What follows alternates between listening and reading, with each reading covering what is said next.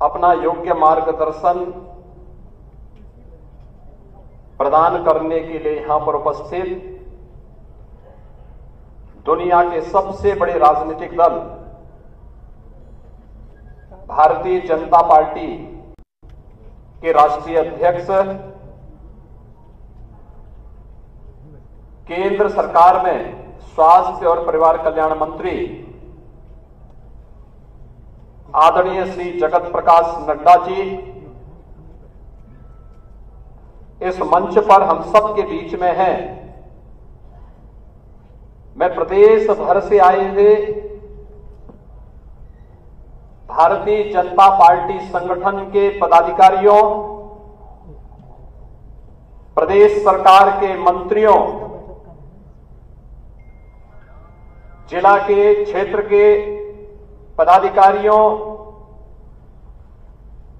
प्रदेश के हमारे केंद्रीय मंत्रियों, माननीय सांसद, माननीय विधायकगण, जिला पंचायत अध्यक्ष, महापौर, ब्लॉक प्रमुख, चेयरमैन और मंडल अध्यक्षों की ओर से आदरणीय राष्ट्रीय अध्यक्ष जी का इस कार्य समिति में हृदय से स्वागत करता हूं, अभिनंदन करता हूं।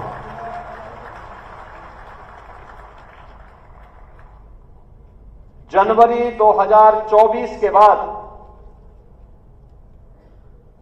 भारतीय जनता पार्टी की यह लोकसभा चुनाव के बाद पहली कार्य समिति है।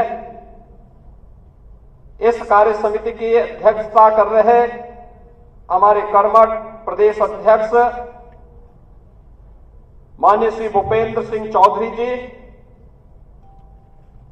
प्रदेश सरकार में मेरे वरिष्ठ सहयोगी उप मुख्यमंत्री द्वय श्री केशव प्रसाद मौर्य जी, ब्रजेश पाठक जी, राष्ट्रीय महामंत्री माननीय विनोद तावड़े जी, माननीय श्री अरुण सिंह जी, संगठन महामंत्री सम्मानित श्री धर्मपाल जी, आज के इस कार्यक्रम में उपस्थित राष्ट्रीय मंत्री श्री सुरेंद्र नागर जी, हमारे केंद्रीय मंत्रीगण, प्रदेश के सभी सम्मानित पदाधिकारीगण, सभी माननीय नवनिर्वाचित सांसदगण, प्रदेश के हमारे विधानसभा और विधान परिषद के सदस्यगण, क्षेत्रीय अध्यक्ष और क्षेत्र समिति के हमारे पदाधिकारी, जिला के पदाधिकारी, जिला पंचायत अध्यक्ष, महापौर, ब्लॉक प्रमुख, चेयरमैन, अन्य हमारे सभी आगत सभी उपस्थित कार्यकर्ता बंधुओं बहनों, लोकसभा चुनाव के बाद आयोजित इस पहली प्रदेश कार्य समिति की बैठक में मौसम की विपरीत परिस्थितियों के बावजूद आपका समय पर आगमन हम सबको एक नए उत्साह से ओतप्रोत करता है। इस अवसर पर मैं राष्ट्रीय अध्यक्ष जी के साथ साथ आप सबका भी हृदय से स्वागत करता हूं, अभिनंदन करता हूं। भारतीय जनता पार्टी की यात्रा और भारतीय जनता पार्टी के अपने स्वागत उद्बोधन में प्रदेश अध्यक्ष जी ने प्रातःकालीन सत्र में विस्तार से अपनी बातें आपके सामने रखी। राजनीतिक प्रस्ताव में प्रदेश महामंत्री श्री अनूप कुमार गुप्ता जी ने और प्रस्ताव के समर्थन और अनुमोदन के लिए जो हमारे पदाधिकारी यहां पर अपनी बातों को रखे थे, उन्होंने भी विस्तार से इन सब मुद्दों पर चर्चा की। लोकसभा चुनाव के पहले हम सब इस बात को जानते हैं कि भारतीय जनता पार्टी ने प्रधानमंत्री मोदी जी के नेतृत्व में उत्तर प्रदेश में 2014, 2017, 2019 और 2022 में भारी सफलता प्राप्त करते हुए विपक्ष को उसकी वास्तविक स्थिति तक पहुंचाने का कार्य किया था और लगातार उस पर दबाव बनाए रखा था। कोई संदेह नहीं, 2014 में जितना मत प्रतिशत भारतीय जनता पार्टी के पक्ष में था, 2017 में जितना मत प्रतिशत भारतीय जनता पार्टी के पक्ष में था, 2022 में जितना मत प्रतिशत भारतीय जनता पार्टी के पक्ष में था, 2024 में भी आप सभी कार्यकर्ताओं के संघर्ष से, प्रयास से, प्रधानमंत्री मोदी जी के नेतृत्व में, माननीय राष्ट्रीय अध्यक्ष जी के नेतृत्व में भारतीय जनता पार्टी उतना वोट पाने में सफल रही। लेकिन जैसा वोटों की शिफ्टिंग होती है और कहीं पर जब हम लोग ये मान करके चलते हैं कि आत्मविश्वास में कि हम तो जीत ही रहे हैं, तो स्वाभाविक रूप से वहां पर कहीं ना कहीं हमें खामियाजा भी भुगतना पड़ता है और वह अति आत्मविश्वास कहीं ना कहीं हम लोगों को जहां चोट पहुंचाने में, उस विश्वास पर खरा उतरने में, उन अपेक्षाओं पर खरा उतरने में, जहां कहीं न कहीं उस विश्वास पर कहीं न कहीं चोट पहुंची, वहीं साथ ही साथ जिस विपक्ष ने चुनाव के पहले हिम्मत हार करके बैठ गया था, वो आज फिर से उछल कूद करने का कार्य कर रहा है। बहनों और भाइयों, याद करिए 2022 का विधानसभा का चुनाव, 2022 का विधानसभा का चुनाव विपक्ष उछल कूद कर रहा था। चुनाव के तत्काल बाद आपने देखा होगा कैसे मारपीट पर उतारू हो गए थे और तब हर कार्यकर्ता इस बात को सोचता था कि वास्तव में हमारी सरकार का माफिया मुक्त उत्तर प्रदेश का अभियान इन्हीं गुंडों के लिए है और उस उत्तर प्रदेश को आप सबके सहयोग से आज माफिया मुक्त करने में हमें सफलता प्राप्त हुई। तो माफिया मुक्त उत्तर प्रदेश के साथ साथ हमारे विचार परिवार का ये जो लंबा संघर्ष था, 500 वर्षों का इंतजार समाप्त हो, दुनिया भर के सनातन हिंदू धर्मावलंबी जिन आकांक्षाओं के साथ जी रहे थे, उन अपेक्षाओं पर प्रधानमंत्री मोदी जी के नेतृत्व में डबल इंजन सरकार ने खरा उतर करके अयोध्या में रामलला के भव्य मंदिर निर्माण के साथ साथ 500 वर्षों के बाद रामलला को विराजमान करने का काम भी किया। बहनों और भाइयों, भारतीय जनता पार्टी के कार्यकर्ता को किसी भी स्थिति में बैकफुट पर आने की आवश्यकता नहीं है, किसी भी स्थिति में नहीं है, क्योंकि आपने कार्य किया है। आप विपक्ष में थे, जनता के मुद्दों को लेकर लड़ते थे। आज जब सरकार में थे तो याद करिए, उत्तर प्रदेश के अंदर सुरक्षा का ये वातावरण आपको आज देखने को मिल रहा होगा। याद करिए, इसी मुहर्रम के समय में सड़कें खाली हो जाती थी, सूनी हो जाती थी। आज मुहर्रम आयोजित हो रहा है, इसका पता भी नहीं लग रहा है। ताजिया के नाम पर घर तोड़े जाते थे, पीपल के पेड़ काटे जाते थे, सड़कों के तार हटाए जाते थे, पुल तोड़ दिए जाते थे।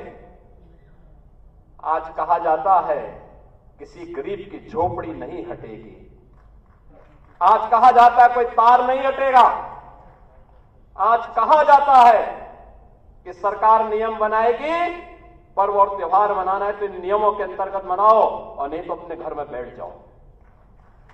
ये मनमानापन नहीं चल सकता है। और विधि का शासन कैसे होना चाहिए, सुशासन कैसे होना चाहिए, यह भारतीय जनता पार्टी की सरकारों ने देश के अंदर करके दिखाया है।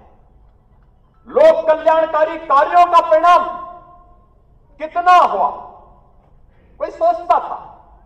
मैं याद है जब देश के अंदर कोरोना की हाट हुई थी, माननीय नड्डा जी राष्ट्रीय अध्यक्ष के रूप में वर्चुअल हम लोगों के साथ जुड़े थे और आपने एक ही बात कही कि देश संकट में है, मानवता संकट में है, हमारे लिए एक ही मंत्र है, प्रधानमंत्री जी का आदेश है, एक ही मंत्र है और वह मंत्र है सेवा ही संगठन है।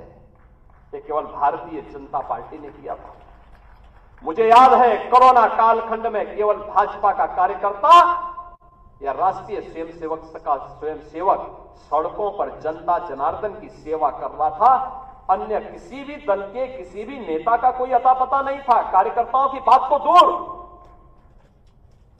आपने देश के अंदर 10 करोड़ गरीबों को मकान दिए। उत्तर प्रदेश में 56 लाख गरीबों को बिना भेदभाव के मकान दिए। हमने जो नारा दिया, मोदी जी ने जो नारा दिया कि सबका साथ और सबका विकास, हमने जाति मत और मजहब के आधार पर भेदभाव किसी के साथ नहीं किया। हम आज भी कह सकते हैं हमने किसी के साथ भेदभाव नहीं किया, कोई भेदभाव किसी के साथ नहीं किया। विकास के कार्यों के लिए भेदभाव नहीं किया। ये 80 करोड़ लोगों को फ्री में राशन आज भी मिल रहा है, क्या किसी जाति को मिल रहा है, किसी मत विशेष या किसी धर्म विशेष को मिल रहा है? भारतवासी है उसको राशन मिल रहा है। भारत पहला देश जिसने भूख से मौतें नहीं होने दी, बदहाली नहीं होने दी, आत्महत्या नहीं होने दी, किसी गरीब को सड़क पर भूखों से मरने के लिए मजबूर नहीं होने दिया। लेकिन उस सबके बावजूद भारतीय जनता पार्टी का कार्यकर्ता लगातार कार्य करता रहा।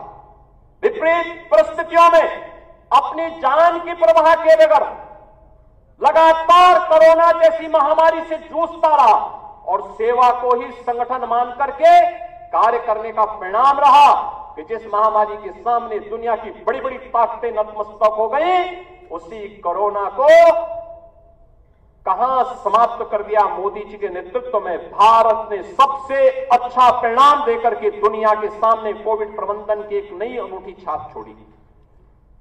बीमारियों से होने वाली मौत, मुझे याद है 2014 में जब आदरणीय नड्डा जी भारत के स्वास्थ्य और परिवार कल्याण मंत्री बने थे, इंसेफ्लाइटिस के मुद्दे को लेकर के एक सांसद के रूप में मैं उनके पास गया था और उन्होंने कहा कि हम इसमें सहयोग करेंगे।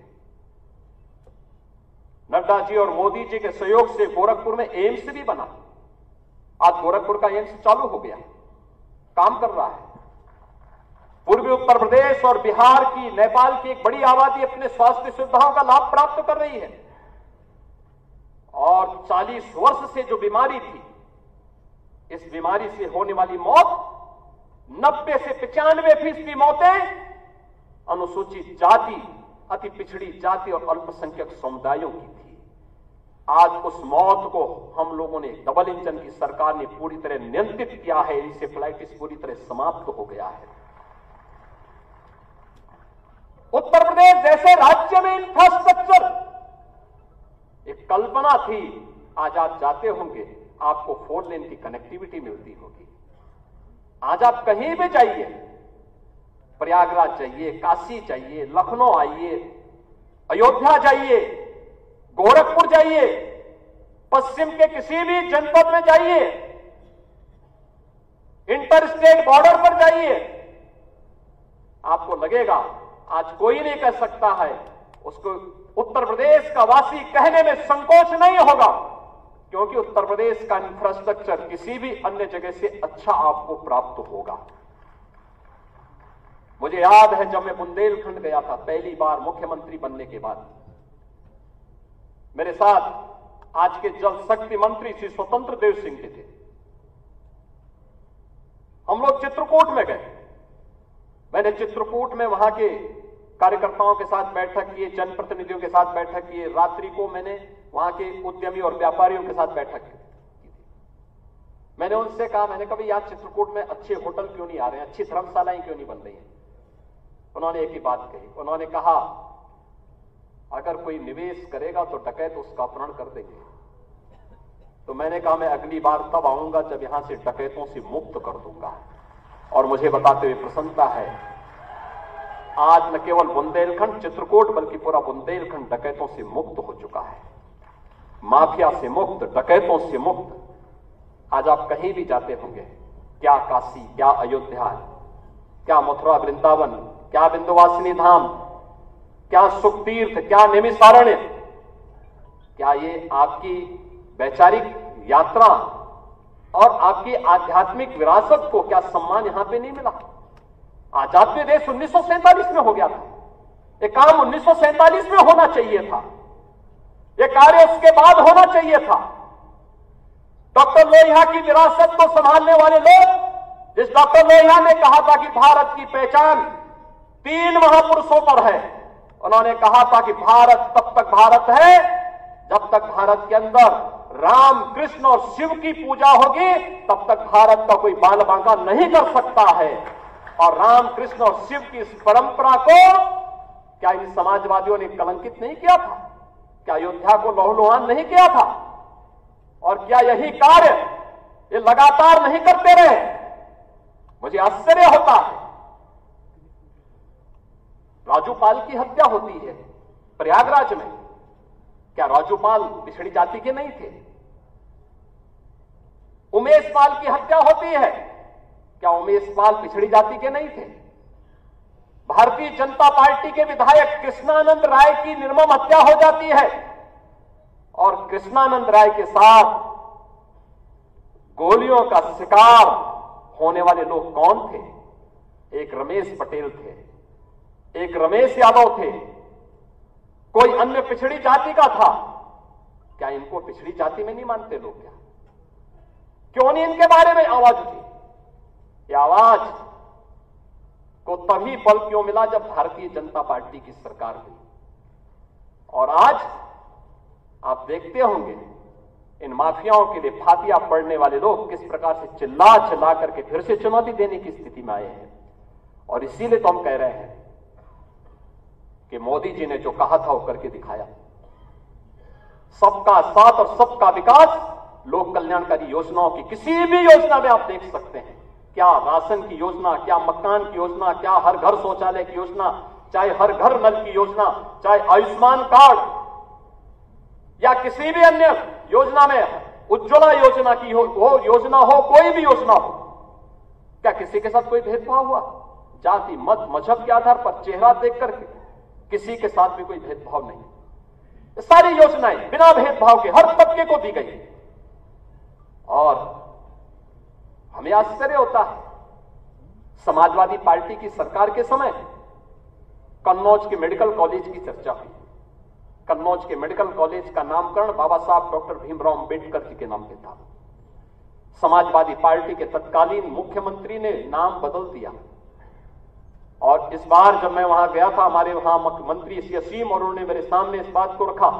हमने उसी दिन कहा कि नहीं, ये बाबा साहब भीमराव अंबेडकर के नाम पर ही मेडिकल कॉलेज फिर से जाना जाएगा। और हम लोगों ने इस मेडिकल कॉलेज का नामकरण उसी समय वहां किया। लखनऊ का भाषा विश्वविद्यालय, क्या ये मान्यवर कांसी राम जी के नाम पे नहीं था? क्यों चेंज कर दिया गया? ये सब समाजवादी पार्टी की सरकार में हुआ था। दलित चिंतकों और महापुरुषों और सामाजिक परिवर्तन के वाहक उन महापुरुषों को क्या समाजवादी पार्टी ने अपमानित नहीं किया था? वो लगातार अपमानित करते थे। ये तो संविधान की अवहेलना करते थे। इन्होंने तो धर्म के आधार पर अनुसूचित जाति, जनजाति और पिछड़ी जाति को मिलने वाले आरक्षण पर भी सेध लगाने का काम किया था। कौन नहीं जानता 2016 में जब समाजवादी पार्टी की सरकार थी, अनुसूचित जाति के नौजवानों की स्कॉलरशिप को समाजवादी पार्टी की सरकार ने रोकने का काम किया था। हम लोग इसको मुद्दा नहीं बना पाए, हम अपनी उपलब्धियों को मुद्दा नहीं बना पाए। मोदी जी के नेतृत्व में पंचतीर्थ बने। नई संसद बनने पर नई संसद में प्रधानमंत्री मोदी जी देश के पहले प्रधानमंत्री हैं जिन्होंने संविधान की मूल प्रति को अपने सिर पे रख करके नई संसद में स्थापित करने का काम किया था।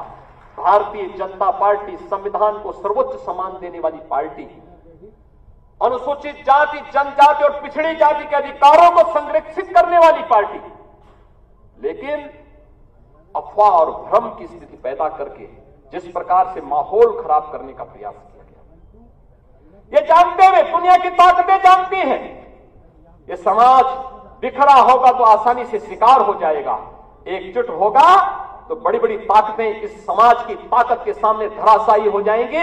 आप इस ताकत को जाति के नाम पर विभाजित करके शक्ति को छिन्न भिन्न करने का जो पाप अभी चुनाव के दौरान हुआ है, हमें उससे सतर्क और सावधान होना होगा।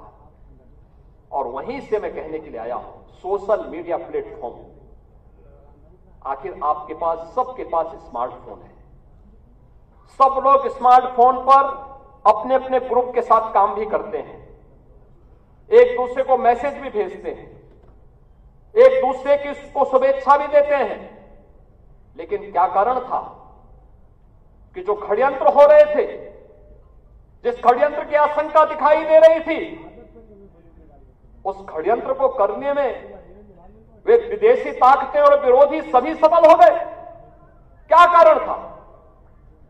हम लोगों को इसके बारे में जागरूक होना पड़ेगा। आप एक राष्ट्रवादी मिशन के मजबूत स्तंभ हैं और उस राष्ट्रवादी मिशन के साथ जुड़े होने के नाते जहां भारतीय जनता पार्टी कहती है नेशन फर्स्ट, देश पहले है, दल बाद में है और मेरा स्वयं का हित सबसे बाद में है, उस भारतीय जनता पार्टी के कार्यकर्ता को क्या ये नहीं देखना चाहिए कि सोशल मीडिया में क्या कुछ चल रहा है और उस अभियान के साथ जुड़ना, उसको देखना, उसका खंडन करना और फिर पंचतीर्थ के फोटो, दलित महापुरुषों के और चिंतकों के बारे में भारतीय जनता पार्टी की उपलब्धियां, गरीब कल्याणकारी योजनाएं, इन सब को भी अगर हम साथ साथ भेजे होते, उन लोगों के साथ संवाद बनाए होते, तो हो सकता है इसमें कुछ और चीजें देखने को मिलती। ऐसा नहीं कि ये षड्यंत्र हुए ना हुए, 2019 में हुआ था, 2019 में हुआ था। 2019 में एक बड़े गठबंधन को उत्तर प्रदेश के अंदर बनाने का कार्य हुआ था और तब आज के हमारे राष्ट्रीय अध्यक्ष तब प्रदेश के प्रभारी के रूप में इस दायित्व का निर्वहन कर रहे थे। याद करिए, तब हम लोगों ने 43% वोट के प्रतिशत को बढ़ा करके 51% करने का काम किया था और भारतीय जनता पार्टी ने सबसे बड़े गठबंधन को धराशायी करने का काम किया था, इसी प्रदेश में किया था। और इसीलिए आज मैं कहने के लिए आया हूं, सोशल मीडिया प्लेटफॉर्म आपके लिए कितना बड़ा उपयोग हो सकता है, यह भी हमें देखना होगा। बहुत सारी ऐसी चीजें हैं जिन चीजों को हमें वास्तविक धरातल पर उतारना होगा और उसके लिए अगर हम प्राण से जुट करके एक बार फिर से कार्य करना शुरू करेंगे, कोई कारण नहीं। हमने नगर निकाय चुनाव में सभी 17 की 17 मेयर की सीट हम लोगों ने जीती थी। 17 की 17 सीट भारतीय जनता पार्टी ने प्रदेश के अंदर जीत करके पहली बार भारतीय जनता पार्टी 17 की 17 नगर निगम की सीट जीती थी। सर्वाधिक नगर निकायों की सीट जो जीती थी, सर्वाधिक, यानी 17 की 17 नगर निगमों में भारतीय जनता पार्टी का फुल मेजोरिटी का बोर्ड बना और प्रदेश के अंदर सर्वाधिक पार्षद भी भारतीय जनता पार्टी के जीते। हमारे महापौरगण यहां पर प्रदेश के अलग अलग नगर निगमों से भी आज यहां पर उपस्थित हुए हैं। हम उस जीत के सिलसिले को, जिस जीत ने विधानसभा को चुनाव भी जिताया, नगर निकायों में भारी सफलता प्रदान कराई, सर्वाधिक चेयरमैन और सर्वाधिक पार्षद भी जिताए और आजमगढ़ और रामपुर के उपचुनाव में भी विजय पताका भारतीय जनता पार्टी ने अपना गाड़ने का काम किया था। कोई कारण नहीं 10 की 10 उपचुनाव फिर से भारतीय जनता पार्टी अपने पक्ष में करने में सफल हो। लेकिन इसके लिए आज से जुड़ना पड़ेगा, लगना पड़ेगा। एक एक कार्यकर्ता को अपना अभियान मान करके फिर इस अभियान के साथ जुटना पड़ेगा और उसी के लिए आपका आह्वान करने के लिए आज फिर हम लोग आए हैं। बहनों और भाइयों, हम 2010 के 10 उपचुनावों के लिए तो हमें अभी से तैयारी करनी ही है, लेकिन हमें इस बात का याद रखना, उत्तर प्रदेश को जो नई पहचान बनी है, उत्तर प्रदेश जो पहले छठी अर्थव्यवस्था थी, आज देश की नंबर 2 की अर्थव्यवस्था बन चुकी है और तेजी के साथ उभरती हुई अर्थव्यवस्था के रूप में अपने आप को स्थापित कर रही है। उत्तर प्रदेश का जो परसेप्शन बदला है, आज आप देश और दुनिया के अंदर कहीं जाते होंगे, लोग उत्तर प्रदेश के नाम पर आपको सम्मान देते होंगे। इस सम्मान को बरकरार रखने के लिए जीत के सिलसिले को फिर से आगे बढ़ाने की आवश्यकता है और उसको बढ़ाने के लिए आह्वान करने के लिए आज आपके सामने माननीय राष्ट्रीय अध्यक्ष भी आए हैं। जीत का यह सिलसिला जो 14, 17, 19, 22 पंचायत चुनाव, नगर निकाय चुनाव, उपचुनाव में बना रहा, यही मोमेंटम 2027 में भी बनेगा। यह हमारा संकल्प आज से होना चाहिए, आज से होना चाहिए।